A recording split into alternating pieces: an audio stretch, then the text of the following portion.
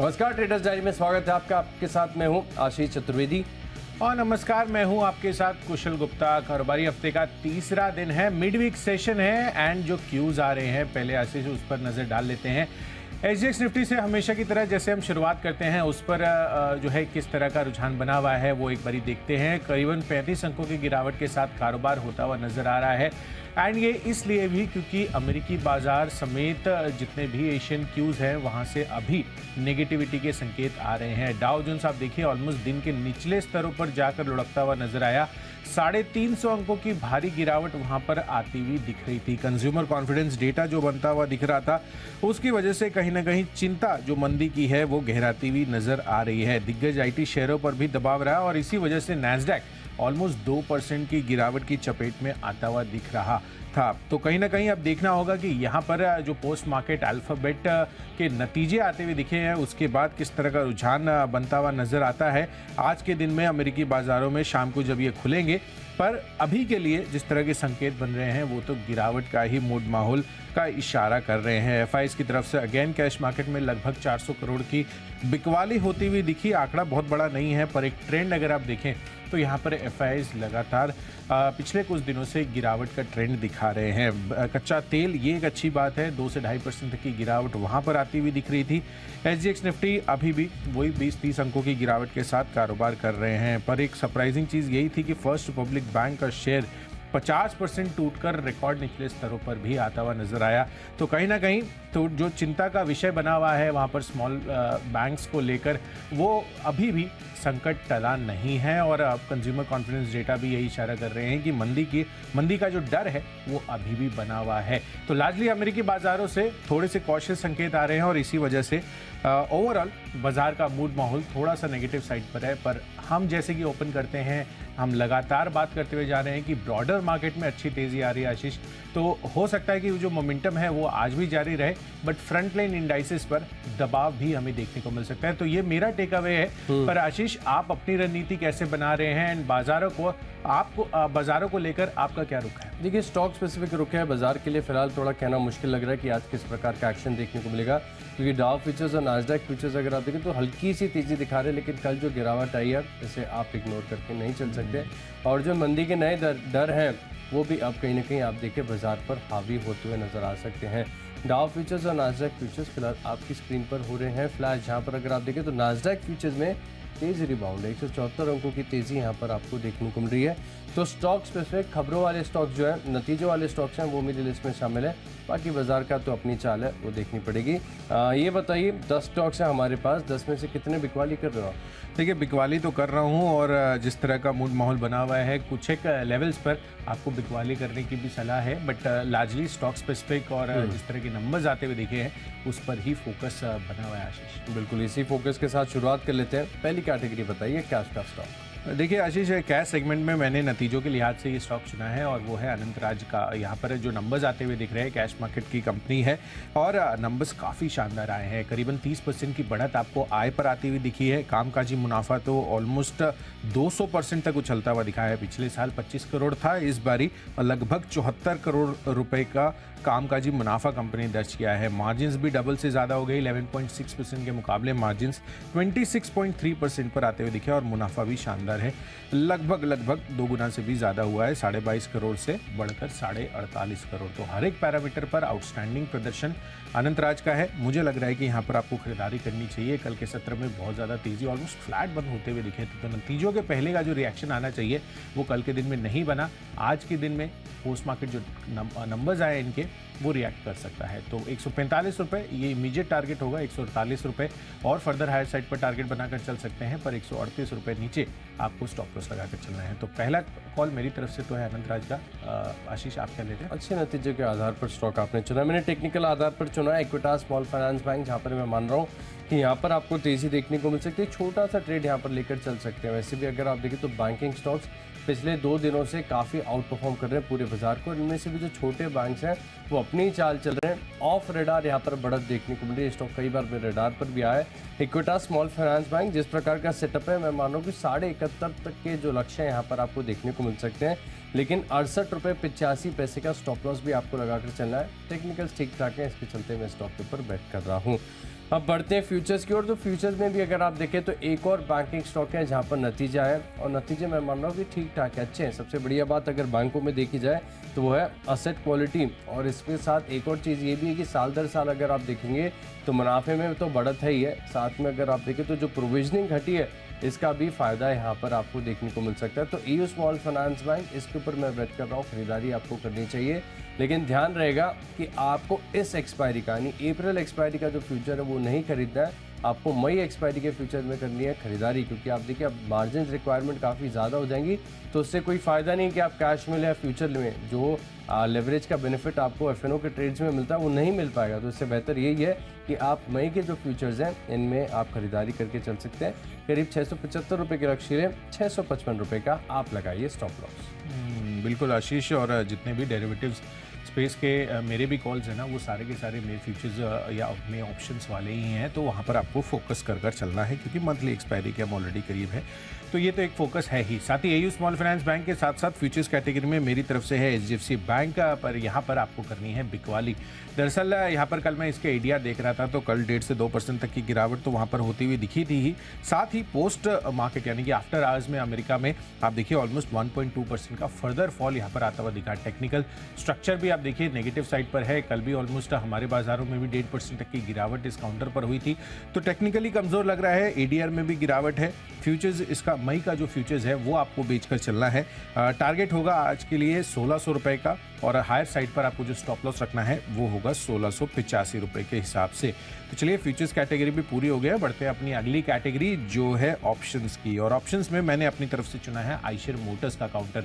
Eicher Motors को चुनने की सबसे बड़ी वजह बन रही है बजाज ऑटो के जो आंकड़े आते हुए दिखे हैं उसको लेकर मेरा फोकस बन रहा है। डोमेस्टिक वॉल्यूम्स इनकी काफ़ी अच्छी रही थी, और साथ ही बजाज ऑटो पर ब्रोकरेज हाउसेज भी पॉजिटिव होते हुए दिख रहे हैं, जिसमें जेपी मॉर्गन सबसे ज़्यादा ओवरवेट रेटिंग बरकरार रखते हुए टारगेट 4,400 रुपये के इनके पहले थे, अब इसको बढ़ाकर बजाज ऑटो में जेपी मॉर्गन ने 5,150 रुपये का कर दिया है। तो क्लियर कट इंडिकेशंस यही है कि जो प्रीमियम बाइक्स हैं उनका फोकस है, और प्रीमियम बाइक्स में of course Eicher Motors, royal Enfield तो फोकस में है ही, तो कहीं ना कहीं सेंटिमेंटली ये आंकड़े जो बजाज ऑटो के आते हुए दिख रहे हैं, मुझे लग रहा है कि पॉजिटिविटी आ सकती है आइशर मोटर्स में भी। वैसे भी पिछले 3-4 दिनों से आप देख रहे हैं कि टू व्हीलर स्पेस लगातार फोकस में बना हुआ है। तो आइशर मोटर्स 3250 रुपये में का जो कॉल ऑप्शन है वो खरीद कर चलना है, नियरली एट द मनी ये कॉल ऑप्शन है, 92 रुपीज़ पर अवेलेबल है, खरीदारी कर चलिए। 150 रुपये के टारगेट के लिए 70 रुपये आपका यहाँ पर स्टॉप लॉस बनेगा।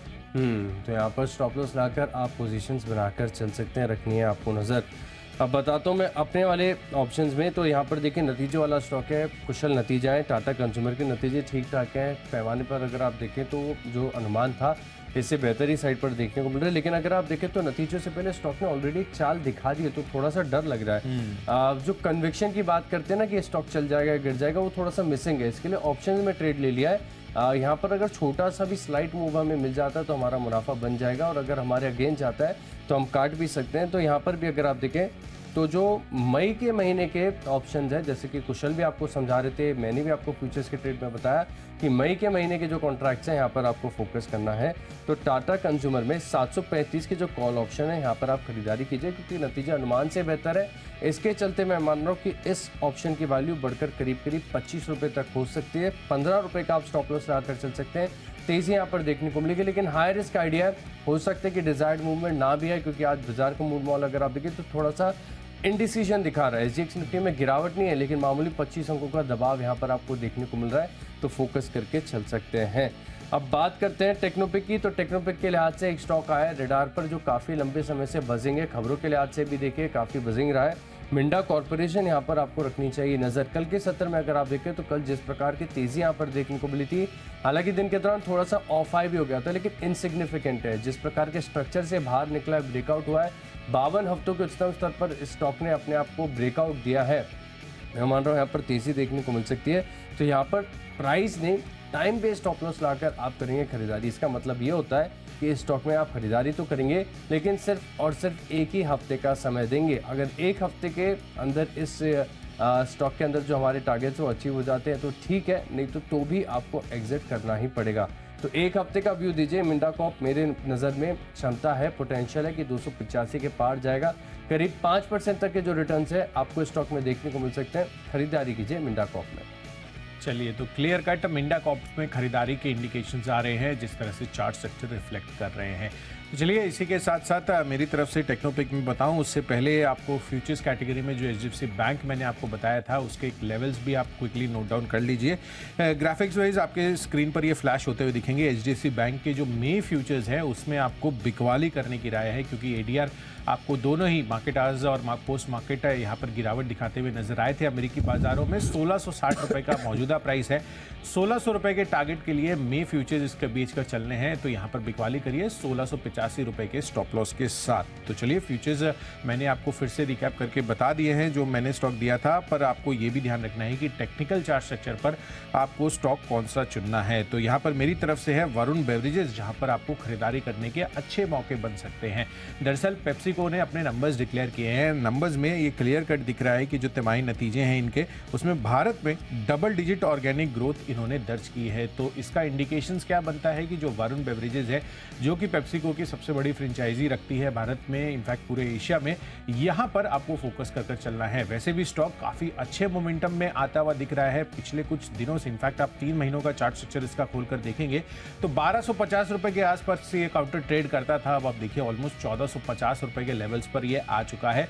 52 वीक हाई के आसपास है। पर जिस तरह के नंबर्स पेप्सिको ने डिक्लेयर किए हैं और जो भारत के लिए इनकी कमेंट्री रही है, वो क्लियर कट इंडिकेशंस हैं कि हो सकता है कि और हायर लेवल्स पर वरुण बेवरेजेस ट्रेड करता हुआ नजर आए। तो मुझे लग रहा है कि यहाँ पर आपको खरीदारी करके चलनी चाहिए।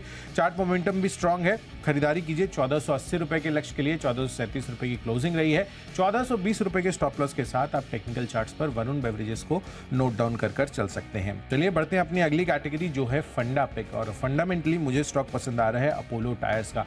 टायर स्टॉक्स मुझे लग रहा है कि काफ़ी अच्छा प्रदर्शन कर सकते हैं, क्योंकि अगर आप देखें तो कच्चे माल में लगातार इनकी जो कीमत है, इनपुट कॉस्ट इनकी कम होती हुई दिख रही है, उससे एक बड़ा फायदा है। एंड कल के दिन में आपने देखा ही कि कच्चे तेल में किस तरह की गिरावट है। 2 से 2.5% की गिरावट के साथ कच्चा तेल जो है अब 1 महीने के निचले स्तरों पर पहुंचता हुआ दिख रहा है। तो क्लियर कट इंडिकेशंस फंडामेंटली जो क्यूज बन रहे हैं वो अपोलो टायर्स के लिए पॉजिटिव साइड पर बनते हुए दिख रहे हैं। तो अपोलो टायर्स के मे फ्यूचर्स में भी आपको खरीदारी कर चलनी है। 332.33 की क्लोजिंग रही है। 342 का टारगेट रखिए, 327 का स्टॉप लॉस। स्टॉप लॉस लाकर आप यहाँ पर फोकस करके चल सकते हैं। फंडा पिक के लिहाज से बताऊं तो आपने अपोलो टायर चुना है, मैंने चुना है बजाज ऑटो, जहां पर भी अगर आप देखें तो आज नतीजों का असर आपको देखने को मिलेगा।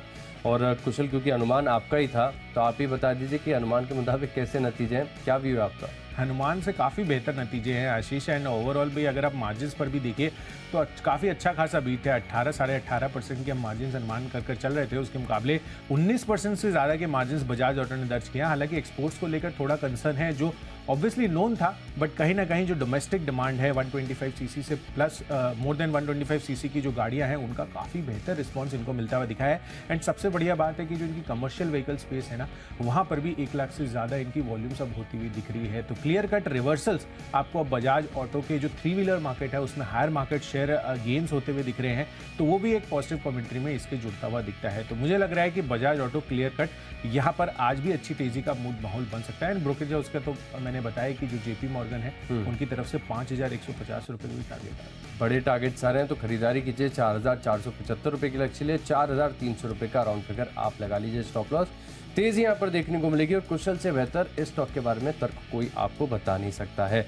बढ़ते हैं आईपीएल स्टॉक की ओर। तो आईपीएल स्टॉक के लिहाज से देखिए एक स्टॉक में रडार पर है, जहां पर अगर आप देखें तो खरीदारी करनी चाहिए। काफ़ी बार शो के दौरान हम डिस्कशन करते हैं कि स्टॉक अगर आप देखें तो अपनी चाल चलते हैं। एक प्राइमरी ट्रेंड होता है, एक सेकेंडरी ट्रेंड होता है। जो प्राइमरी ट्रेंड होता है वो लंबा चलता है, सेकेंडरी ट्रेंड जो आता है वो फिलहाल अगर आप देखें तो शॉर्ट लिव्ड होता है। ऐसा ही स्टॉक है बर्जर पेंट्स, जहाँ पर आपको रखनी चाहिए नज़र। आईपीएल स्टॉक यानी निवेश के लिहाज से स्टॉक मैं आपको बता रहा हूँ। यहाँ पर भी आप देखें, सभी जानते हैं कि जिस प्रकार की ग्रोथ आपको पेंट स्टॉक्स में देखने को मिली है, चाहे आप एशियन पेंट्स देखें या बर्जर पेंट्स, एक तरफा बड़ी तेजी अगर आप लंबी अवधि के चार्ट देखें। लेकिन इसके बीच बीच में ऐसे मौके मिलते हैं जब इन डिप्स पर आप स्टॉक में एंट्री कर सकते हैं, क्योंकि जब ये अपना अप ट्रेंड रिज्यूम करेंगे तब ये स्टॉक आपके हाथ में नहीं आते, धीरे धीरे ऑफ द रेडार ये बढ़ते रहते हैं। अब जिस प्रकार से करेक्शन के बाद स्ट्रक्चर यहाँ पर अनफोल्ड हो रहा है, ऐसा लग रहा है कि ये जो सेकेंडरी ट्रेंड है ना, ये अब खत्म हो जाएगा और दोबारा प्राइमरी ट्रेंड यानी जो इनिशियल फेज है लंबी ग्रोथ का, वो यहाँ पर देखने को मिल सकता है। कच्चे तेल में जो गिरावट आ रही है इसका भी फायदा है। हालांकि कच्चे तेल में गिरावट इसके लिए आ रही है कि मांग को लेकर कंसर्न है, तो जब कच्चे तेल की मांग होगी तो पेंट का क्या मांग हो कहना थोड़ा सा मुश्किल है, लेकिन टेक्निकल्स बहुत सपोर्टिव है। एक साल का व्यू दीजिए, 12 महीने तक का इंतजार कीजिए।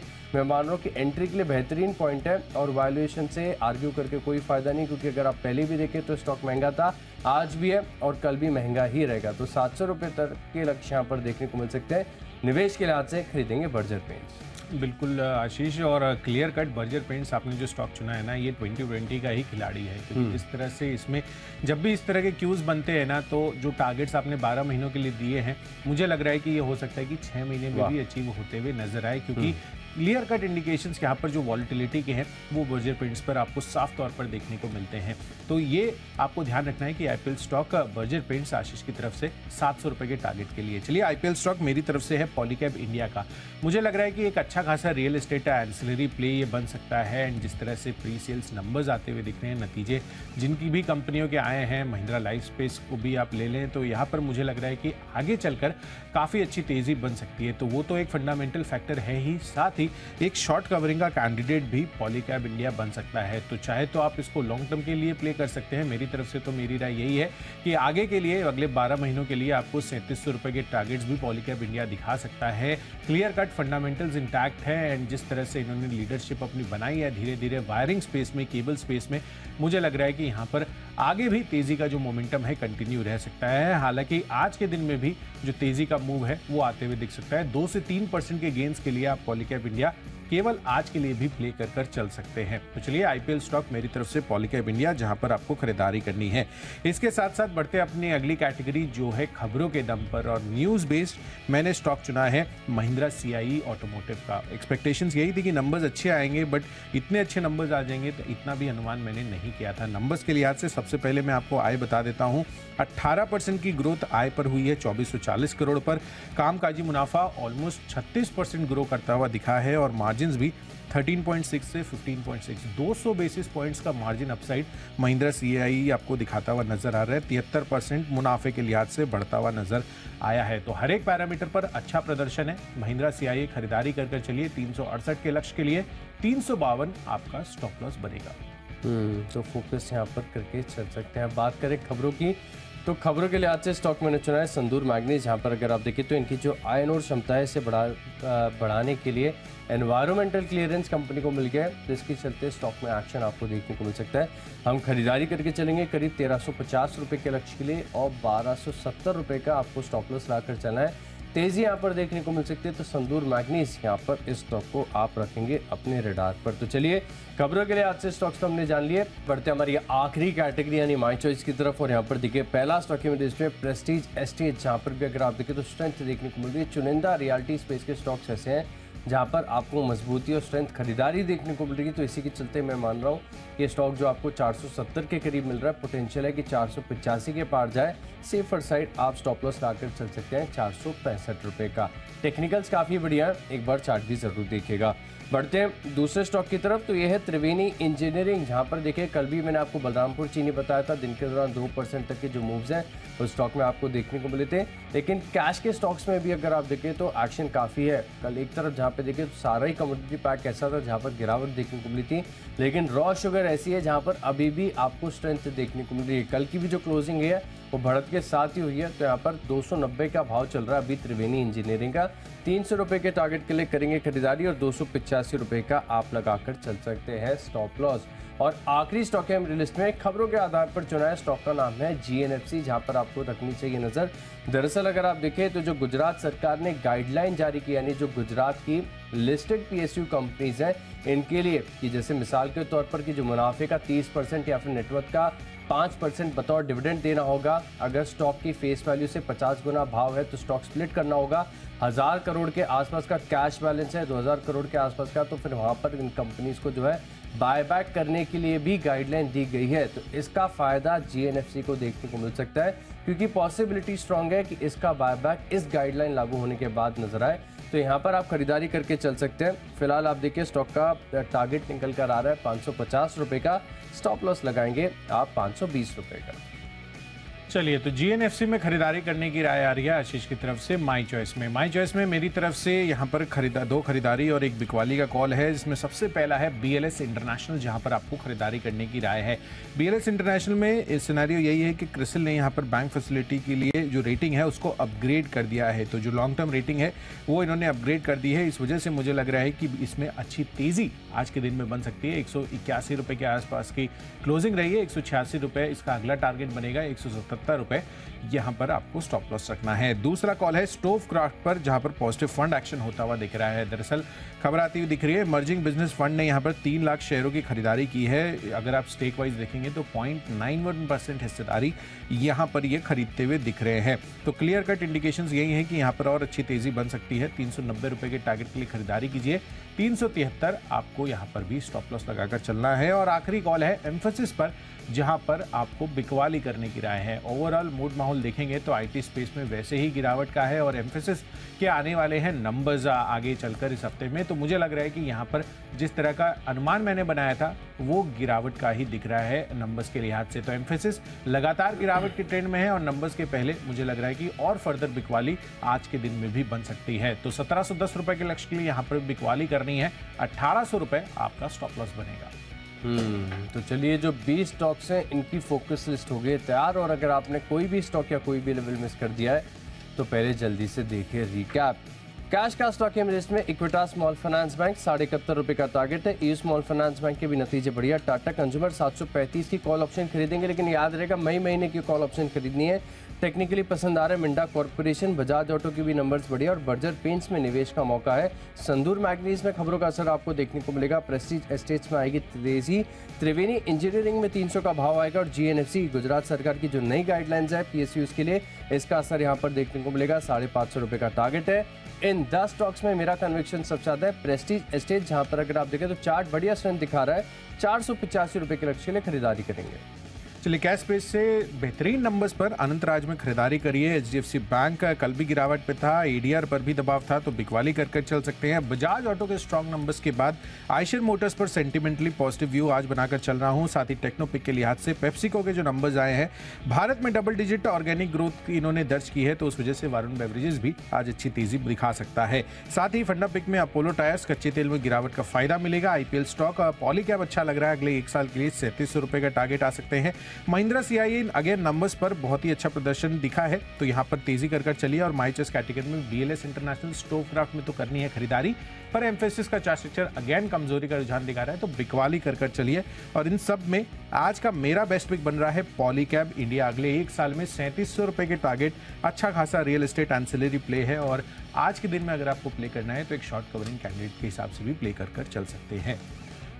तो चलिए, सभी स्टॉक्स और उनके लेवल्स, ये तो हो गई है बात इनकी सबकी, पर आपको ये भी चीज़ ध्यान में रखनी है कि अमेरिकी बाजारों से अच्छे संकेत नहीं आ रहे हैं जिस तरह से कंज्यूमर कॉन्फिडेंस डेटा आता हुआ दिख रहा है।